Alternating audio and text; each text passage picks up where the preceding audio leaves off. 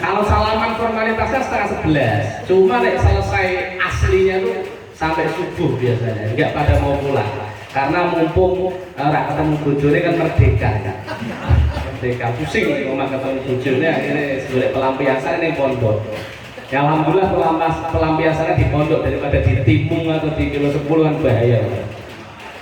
Ngoten nggih niki mumpung ada Pak Yai Mansur beserta Pak Yai yang lain, kami tentunya sangat haus dengan wejangan-wejangan, nasihat-nasihat, khususnya saya pribadi, umumnya seluruh mas santri tulung dengan kumbah ben najis itu hilang, kotoran ini hilang. Oke, kula pasrahke sepenuhnya kepada Romo Yai Mansur, waktu dan tempat dengan hormat kami persilahkan.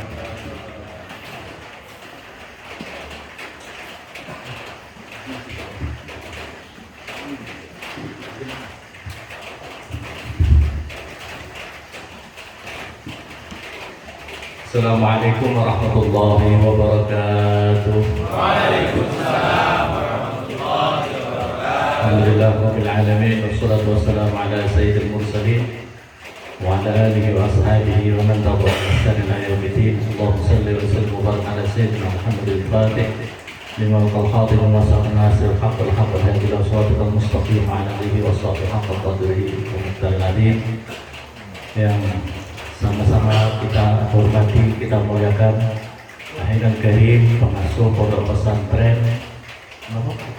Ulumul Musadi di Timika ini, Bapak Kiai Mursyid Saputra,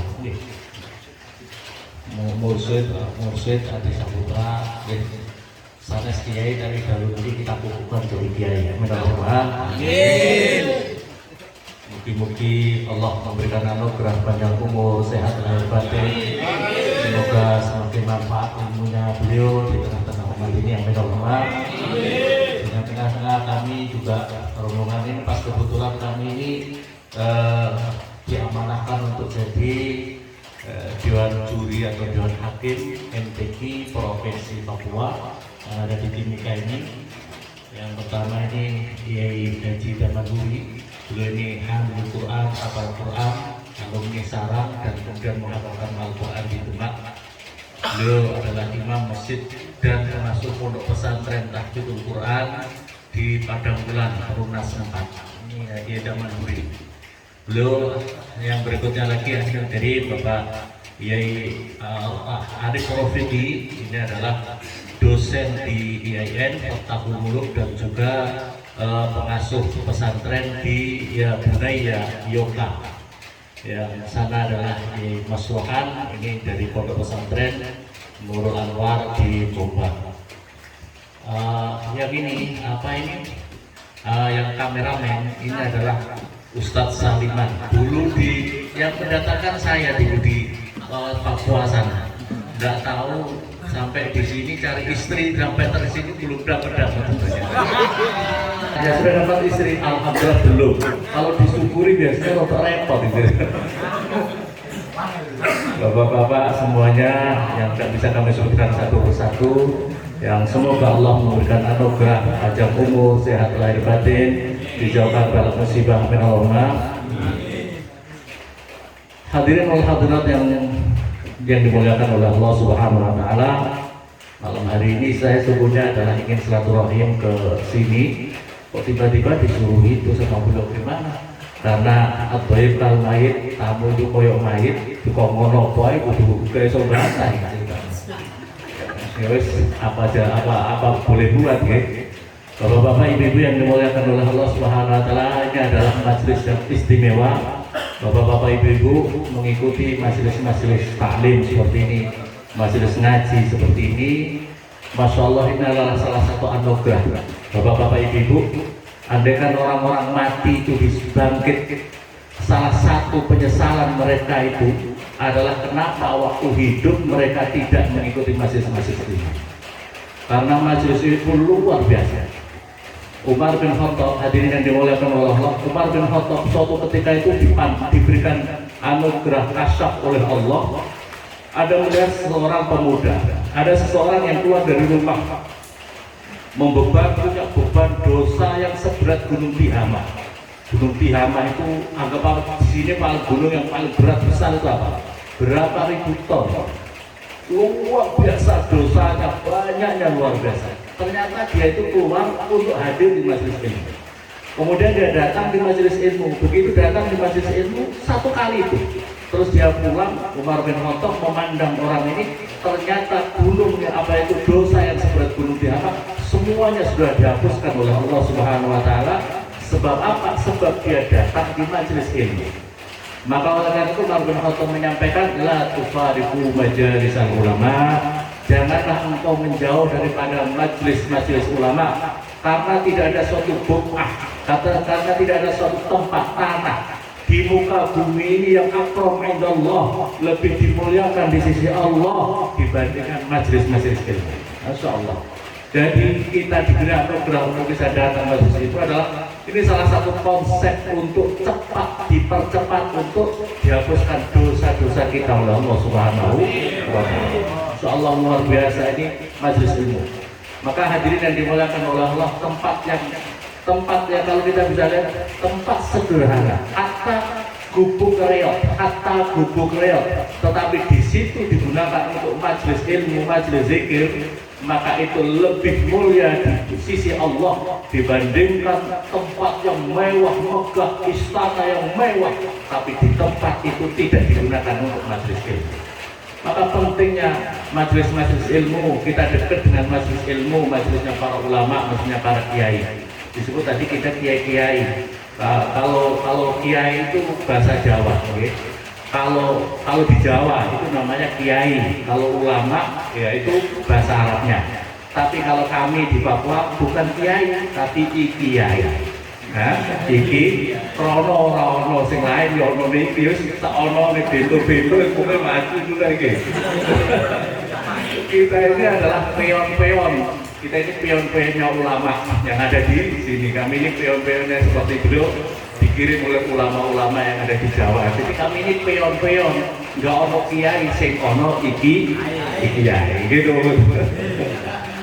Hadirin yang dimuliakan oleh Allah Subhanahu wa Ta'ala. Jadi pentingnya, hatta saya pernah membaca di dalam kitab Joko Akbar itu diceritakan ini. Nanti di akhirat, hadirin, nanti di akhirat itu Allah Subhanahu wa Ta'ala ada orang yang dihisab. Ternyata dosanya lebih banyak daripada amal kebaikannya. Lempar ke neraka. Malaikat itu apa itu? Ini orang harus lempar ke neraka. Allah Subhanahu wa Ta'ala dengan sifat rahmatnya, sifat kasih sayangnya Allah, Jibril coba lihat. Dia itu masih ada hal dan kebaikan untuk dirinya. Ada hal yang potensi untuk diampuni tidak orang ini. Tanyakan kepada dia, apakah dia pernah datang di majelis ilmu? Yang ditanyakan begitu, apakah dia pernah datang di majelis ilmu selama hidupnya di muka bumi ini? Ternyata dicek tidak ada. Kamu dicek ternyata tidak ada. Dia itu ternyata tidak pernah datang di majelis ilmu. Coba tanya lagi. Namanya dia itu dikasih nama sesuai nama para orang-orang soleh, para nabi, para orang ulama apa tidak? Ternyata tidak. Nah makanya ini salah satu sunnah, kalau kita punya nama kok kurang bagus, dikasih nama tambah ya. Umpamanya namanya Paijo, Paijan, ganti nama. Mungkin kampung saya terlalu sayang dengan nama Paijo, tambah saja Ahmad Paijo atau Muhammad Paijo. Nama ini saja sudah seperti Soeharto. Soeharto itu ganti Muhammad Soeharto. Saya dulu pernah waktu pulang dari pondok, di kampung saya ada namanya Musrikin. Saya ganti Muslihin. Ya. Ada nama satu lagi Farji. Saya ganti Farid. Ya Allah ya Rasulullah. Paham nih bapak-bapak apa kan? Kurang ngerti dulu. Kang Saliman sing paham. Anda mulai perlu diganti. Itu sudah bisa menjadikan sebab turunnya rahmat Allah ketika nanti di akhirat. Jadi nama yang bagus. Kiai saya Kiai Mimun satu kelas dengan saya, namanya itu teman saya Girang, namanya Girang. Terus diganti sama Mbak Kiai Mimun Farhan, diganti Farhan. Maka kalau umpamanya kita punya nama kurang pas gitu atau putra-putra kita kurang pas, tambah yang kira-kira pas. Umpamanya tadi ditambah Ahmad atau Muhammad atau nama-nama kanjeng Nabi kan banyak banget. Diambil nama-nama itu atau namanya seorang ulama-ulama. Itu adalah wujud daripada kecintaan kita kepada Allah. Terus yang berikutnya lagi, ternyata tidak, namanya tidak sesuai dengan nama Nabi atau para ulama-ulama. Terus tanyakan lagi apakah dia selama hidupnya mengidolakan tidak sama ulama. Ternyata tidak juga, mengidolakan ulama juga tidak. Ya Allah, repot. Terus yang berikutnya pertanyaan terakhir, malaikat coba dicek, dia itu punya teman karib, yang teman karib itu mengidolakan ulama apa tidak? Oh iya ya Allah, ternyata dia ada sini, dia punya teman karib, yang teman karibnya itu mengidolakan ulama. Wahai Jibril, aku turunkan rahmatku padanya, ampuni dosanya, angkat dia masuk surga. Masya. Jadi ini dalam kitab Daqaiqul Akhbar. Nah ini adalah harapan-harapan kita hadirin yang dimuliakan oleh Allah. Barangkali kita supaya ada harapan kita nanti di akhirat itu apa harapan kita? Yang salah satu harapan yang istimewa kalau kita ada kesempatan adalah datang di majelis ilmu. Datang di majelis ilmu ini adalah Masya Allah istimewa luar biasa. Rasulullah pernah suatu ketika beliau di dalam masjid ada dua majelis, yang satu sedang baca zikir, majelis zikir sedang zikir, yang satu sedang mengajarkan fikih, yang satu sedang mengajarkan fikih tentang syariat agama, bagaimana sholat benar, bagaimana sholat tata cara ibadah, tentang fikih. Maka Rasulullah bersabda, yang ini adalah bagus sedang berzikir. Kalau memang Allah menghendaki itu dikabulkan, maka dikabulkan. Kalau tidak, ya akan ditolak zikirnya ini. Tapi yang satu majelis ilmu, dan wa inna ma bu'istu mu'alliman, dan saya ini diutus di muka bumi sebagai seorang pengajar. Maka Rasulullah duduk di majelis ilmu. Akhirnya yang perlu diambil dari sini pelajaran ini adalah Rasulullah maha gurunya para sahabat pun ternyata tidak gengsi untuk mendengarkan majelisnya, untuk duduk di majelisnya seorang sahabatnya nanti yang sedang mengajarkan ilmu fikih atau ilmu agama. Maka hadirin yang dimuliakan, jangan gengsi. Ohnya, wah, ya mursyid masih muda, masa saya sudah punya cucu harus datang ke sana. Jangan gengsi. Masalah gengsi dan malas inilah yang menghancurkan umat ini. Jadi masalah gengsi, masalah malas yang menghancurkan umat ini tidak maju-maju. Pokoknya malas itu menghancurkan. Saliman betul ya. Pokoknya malas itu semua menghancurkan. Urusan malas itu takut mau maksudnya. Mungkin aku betul gitu. Karena ini. Pokoknya ojo malas. Orang itu harus punya istiqomah, sungguh-sungguh punya istiqomah. Rutinitas yang sungguh-sungguh. Wong tidak istiqomah akan tergilas oleh waktu geno betul. Insyaallah istiqomah, jangan malas, jangan gengsi untuk thalabul ilmi. Masa Rasulullah saja datang di majelisnya sahabat, masa kita merasa kalau saya kan lebih tua, lebih senior, tidak mau ngaji, padahal bento. Tidak masalah itu, tidak harus orang yang duduk itu orang yang dikatakan yang datang itu orang yang berarti lebih tidak ngerti. Banyak orang yang duduk lebih pengalaman. Kata sekarang ini kita duduk ini disebut ikiai itu belum tentu bahwa bapak lebih nyanyi daripada kita, lebih pengalaman daripada kita. Siapa tahu gitu. Hadirin yang dimuliakan oleh Allah Subhanahu wa taala, pentingnya kita selalu dekat dengan ulama. Ulama itu hadirin ya sekarang ya banyak ulama-ulama. Banyak ulama-ulama, jangan sampai kita menjauh daripada majelisnya para ulama.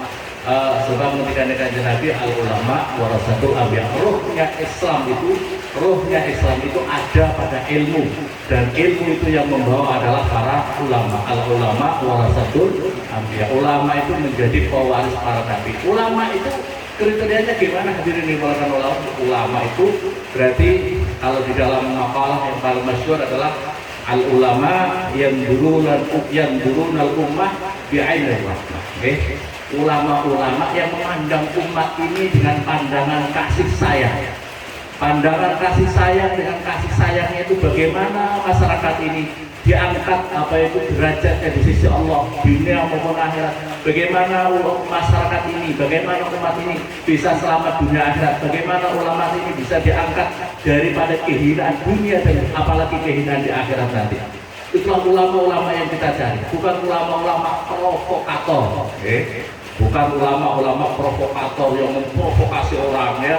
Begitu datang, kita begitu datang di majelis-majelis itu kok begitu keluar semakin banyak musuh-musuh kita.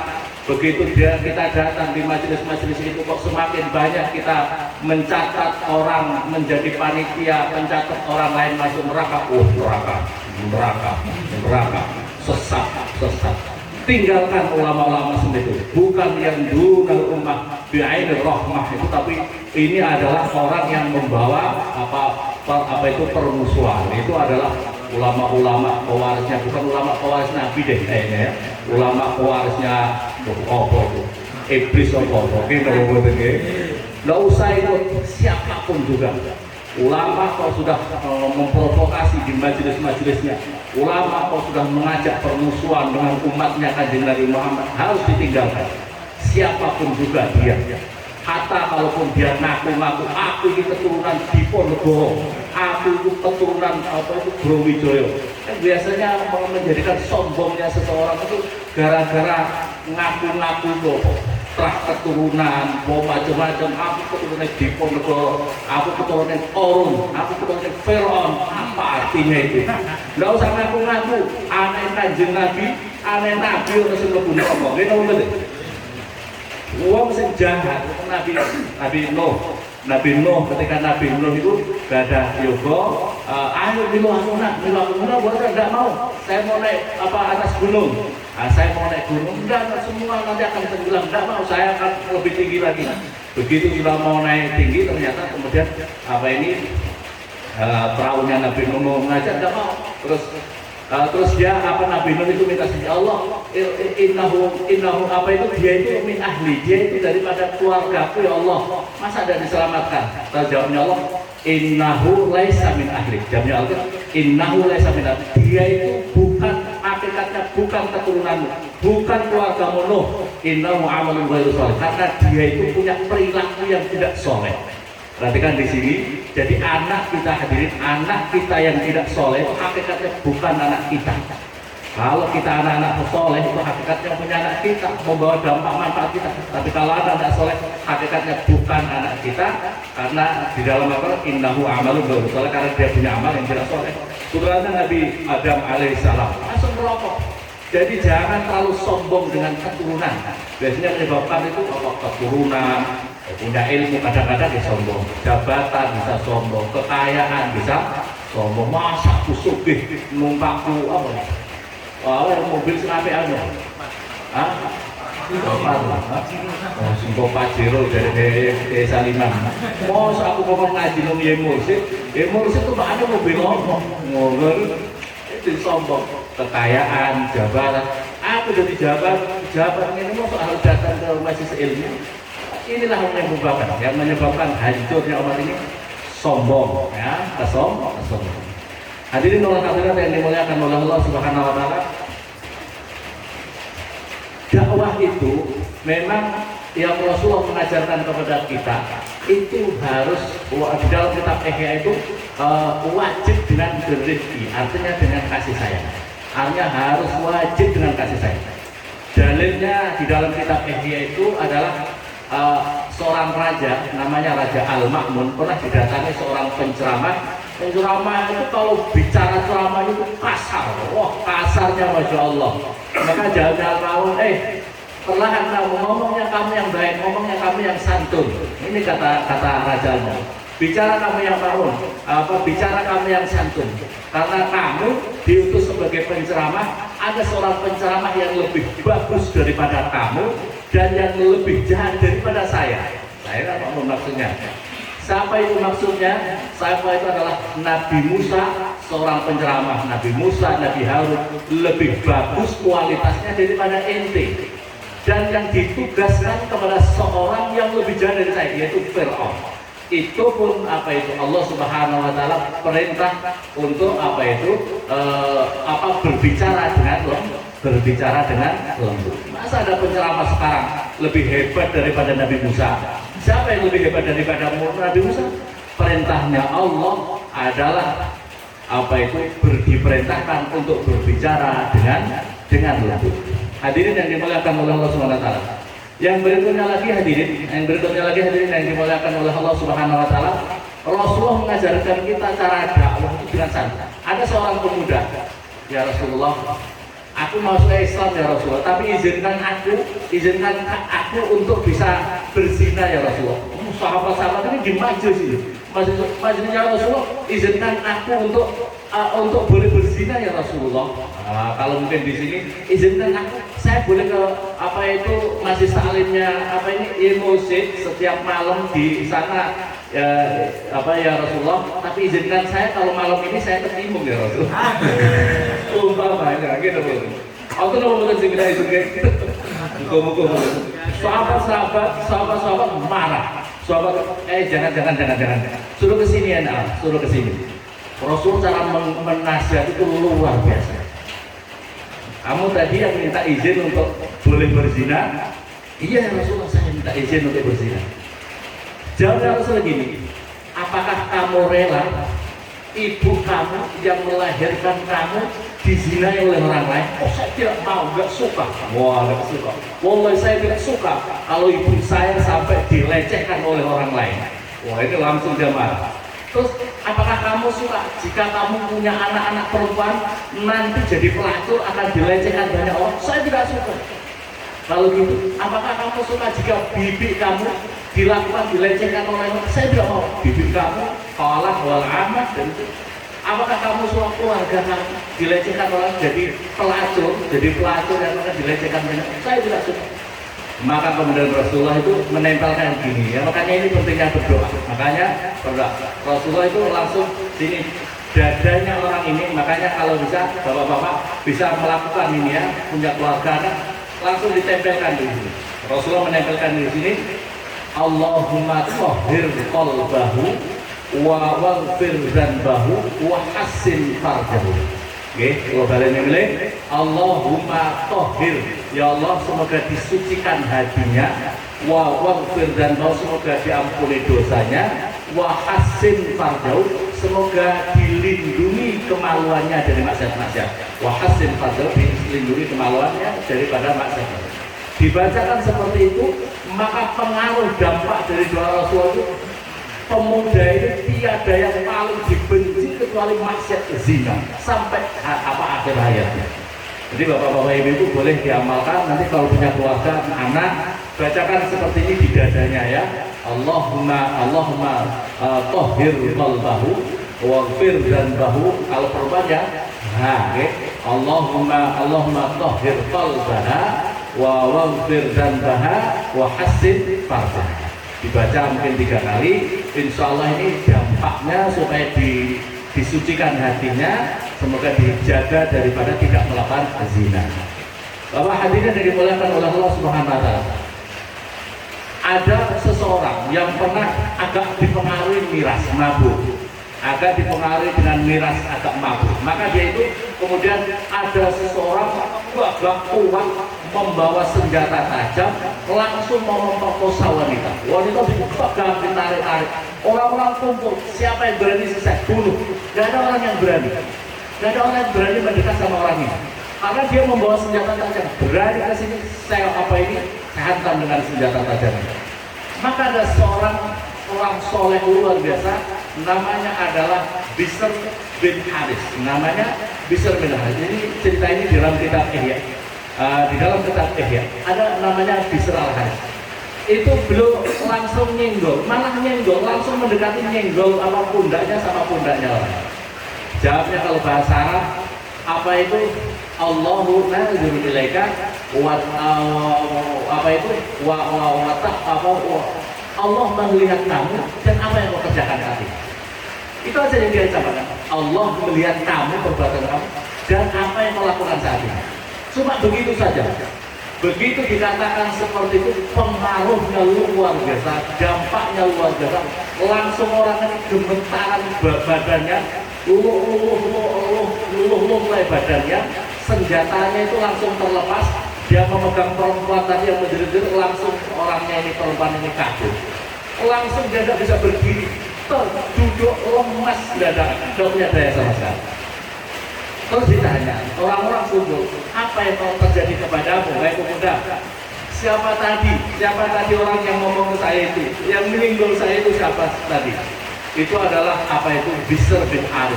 Ya Allah, saya itu begitu dikatakan oleh dia seperti itu, langsung tidak punya daya sama sekali. Langsung saya lemas. Maka akhirnya dia itu sakit panas karena pengaruh hebatnya daripada Bishr al-Haris itu. Dia sakit panas selama 7 hari, dan 7 hari kemudian itu dia tobat, dan akhirnya dia mati hari ketujuh. Dia mati hari ketujuh. Masya Allah.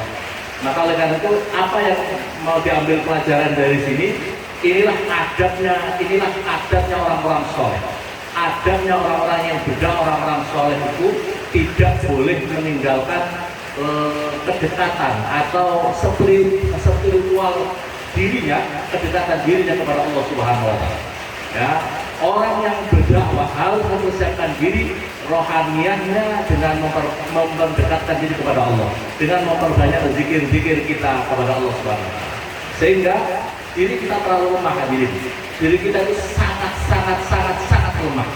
Maka oleh karena itu, kalau kita bersandar sama yang maha kuat, yang maha kuasa, maka kita akan menjadi dilindungi oleh Allah, diberi kekuatan oleh Allah Subhanahu wa Ta'ala. Maka oleh karena itu, inilah dampak perjuangan. Jadi kalau masalah orang pintar banyak, orang pintar sekarang yang profesor banyak, tapi mana dia bisa menjadikan asbab hidayah, turunnya hidayah kepada masyarakat? Tidak banyak, gitu kan? Tapi perjuangan wali songo walaupun 9 orang, tapi menjadikan asbab hidayah Indonesia ini sebab perjuangan para wali songo. Karena apa? Rohaniahnya itu sangat tajam, rohaniah itu luar biasa kuat, cahaya batinnya itu kuat. Atau bahasa logikanya mungkin gini, bagaimana kita bisa menjadikan asbab terangnya hati seseorang yang gelap kalau hati kita gelap? Ayo kan, kita jalan ke sana kan. Kok dondo kiai ini orang yang delok secara apa enggak duwe center, yang diajak orang center, yang belum meninggal, gitu.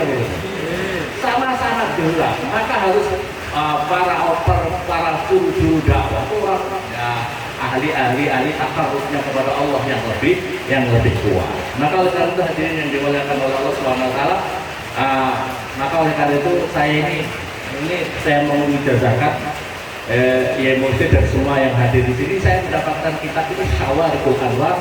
Saya mendapatkan ijazah dari Said Ahmad bin Muhammad Alawi Al-Malka. Saya diantarkan oleh putranya Kiai saya Gus Idror untuk bisa mendapatkan ijazah ini. Semua amalan-amalan ini saya sudah mendapatkannya. Monggo diamalkan oleh ya mursyid, monggo. Ini Hizib Nasr yang sanadnya saya Yasin Al-Badr. Bapak-bapak minimal kalau berkenan untuk bisa mengamalkan, mohon berkenan ya bapak-bapak yang apalagi kerja kita ada di Papua, bapak-bapak yang khidmat di agama ini mungkin bisa mengamalkan Hizib Bahr yang ada di Sawareh ini. Nanti di kopi Hizib Bahr, kalau kami mendapatkan ijazah itu ini saya mendapatkan ijazah yang sangatnya Kiai Memun itu memberi amanah kepada kami ketika sentannya agak geger 2019